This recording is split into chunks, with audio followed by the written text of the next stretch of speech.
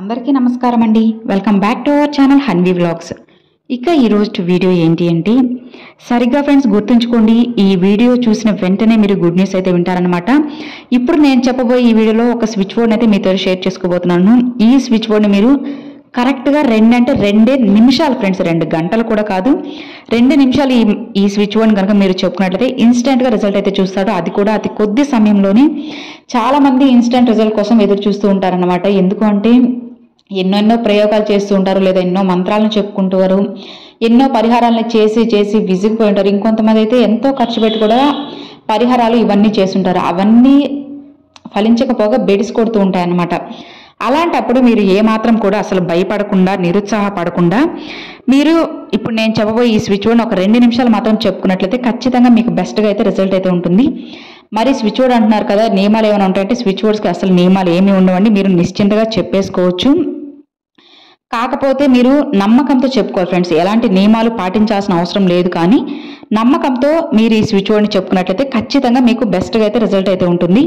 మరి ఆ switch board ఏంటి, అసలు అది ఎలా చెప్పుకోవాలి, ఎప్పుడు చెప్పుకోవాలి అనేది ఇప్పుడు మనం ఈ వీడియోతో తెలుసుకున్నాం ఫ్రెండ్స్.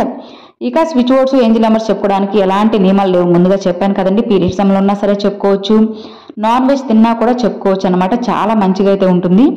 మరి ఆ స్విచ్ బోర్డ్ ఏంటి అంటే, declare good news surprise ever on. Declare good news surprise ever on. Declare good news surprise ever on. Declare good news surprise ever on. Declare good news surprise ever on. చూసారు కదండి, ఇది ఈ switch board. ఈ switch board మీరు ఒక 2 నిమిషాలు time rain on చేసి చెప్పుకోండి, సరిపోతుంది అనమాట. మరి మీకు మంచిగా అంటే కొంతమంది పెద్ద పెద్ద కోరికలు ఉంటాయి కదండి, అవన్నీ తీర్చుకోవాలనుకున్నప్పుడు ఒక నెల రోజులు అంటే ఒక 30 రోజులు మీరు ప్రతిరోజు ఒక 2 నిమిషాలు చెప్పుకొని చూడండి. ఖచ్చితంగా మీకు బెస్ట్గా అయితే రిజల్ట్ ఉంటుంది. నమ్మకంతో ఎవరైతే ఈ స్విచ్ బోర్డ్ని ప్రతిరోజు కూడా చెప్పుకుంటారో వాళ్ళకి చాలా మంచిగా ఉంటుంది. మరి రాసుకోకూడదా అంటే ఖచ్చితంగా నిశ్చింతగా రాసుకోవచ్చండి. మనం ఎప్పుడైతే దీన్ని నమ్మడం మొదలు పెడతామో ఆ క్షణం నుంచి మనకి ఎన్నో ఫలితాలను అయితే వస్తాయన్నమాట.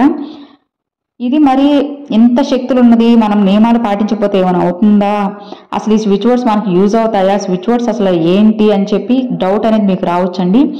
మనం పూజలో ఎంత అయితే నిష్టగా చేస్తామో అంతే నిష్టగా ఇది కూడా చేయండి. కానీ పీరియడ్ సమయంలో ఉన్నా సరే స్విచ్ బోర్డ్స్, ఏంజిల్ నెంబర్స్ అనేవి చెప్పుకోవచ్చండి. ఎలాంటి ప్రాబ్లం కూడా లేదు. మనం పూజలకు మాత్రమే నియమ నిష్టలతో ఉండాలి, అమ్మవారి మంత్రాలకు కూడా అట్లానే నిష్టగా ఉండాలి. కానీ స్విచ్ బోర్డ్స్కి ఏం లేదనమాట. మీరు పొద్దున లేవగానే కానీ చెప్పుకోవచ్చు, లేదంటే రాత్రి పడుకునే ముందైనా సరే, మధ్యలో కానీ, లంచ్ తర్వాత కానీ, ఆఫీస్ టైమింగ్స్లో ఉన్నప్పుడు, లంచ్ బ్రేక్లో కానీ, టీ బ్రేక్లో కానీ, ఎప్పుడైనా సరే మీరు ఈ స్విచ్ బోర్డ్ని చెప్పుకోవచ్చు.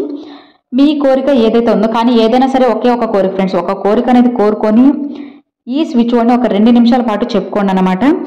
మరి ఆ ఒక్క కోరిక చెప్పుకునేది అది ఏదైనా కానివచ్చు, డబ్బు పరంగా కానీ, లేదంటే సంతానం కోసమా, లేదంటే పెళ్లి కోసమా, ఏదైనా సరే మీ ప్రాబ్లం ఏదైతే ఉంటుందో అది మనస్ఫూర్తిగా చెప్పుకొని ఈ స్విచ్ బోర్డ్ని ఒక 2 నిమిషాలు మీరు పాటించినట్లయితే మీరు ఎప్పుడు చూడనంత బెస్ట్ రిజల్ట్ అయితే ఇప్పుడు చూస్తారు. నమ్మకంతో మనం చేయాలి, కానీ ప్రతిదీ కూడా మన వశమైపోతుంది కదండి. ఆ భగవంతుడిని నమ్మి నాకు చేస్తారు, ఆ భగవంతుడు నాకు ఎప్పుడు తోడుగా ఉంటారు అని చెప్పి అనుకుంటూ ఉండండి. ఇంకొకటి ఏంటంటే ఫ్రెండ్స్, కొంతమంది ఎవరికైనా ఇద్దరికి గొడవలు పడ్డాయంటే వాళ్ళు కూడా అలానే చెడిపోవాలి, బాగుపడకూడదు అని చెప్పి కోపంలో మనం ఎలా అంటే అలా నిర్ణయాలు అయితే తీసుకుంటాం. అలా ఎప్పుడు కోపంలో నిర్ణయాలు తీసుకోవద్దండి. ఒకరికి మనకి పడడం లేదు అంటే వాళ్ళ నుంచి మనం వీలైనంత దూరంగా వెళ్ళడం, వాళ్ళతో మాట్లాడడం తగ్గించడం, ఇవి చేస్తే సరిపోతుంది. కానీ వాళ్ళు బాగుపడకూడదు అని చెప్పి ఆ భగవంతుడికి ఎప్పుడు కూడా ప్రార్థనలు పెట్టకూడదు. ఇది అస్సలు తప్పండి. అసలు ఎప్పుడు కూడా ఇట్లా చేయకూడదు. ఇలా చేస్తే ఆ భగవంతుడికి కూడా మీపై కోపం వస్తుంది. కాబట్టి వాళ్ళు మీకు వీలైతే బాగుపడాలని కోరుకోండి, కానీ బాగుపడకూడదు అని చెప్పి మాత్రం ఎప్పుడైతే కోరుకోవద్దు అనమాట. ఈ ఒక్కటి మీరు మైండ్లో పెట్టుకోండి.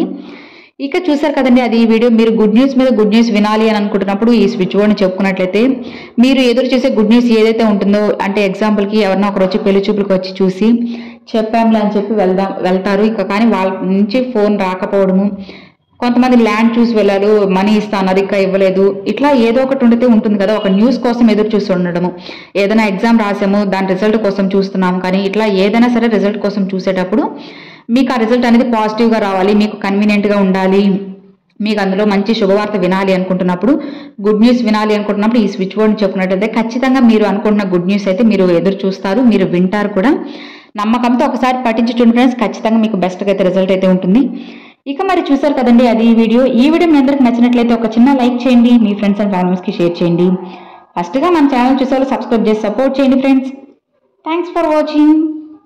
జై వారాహి.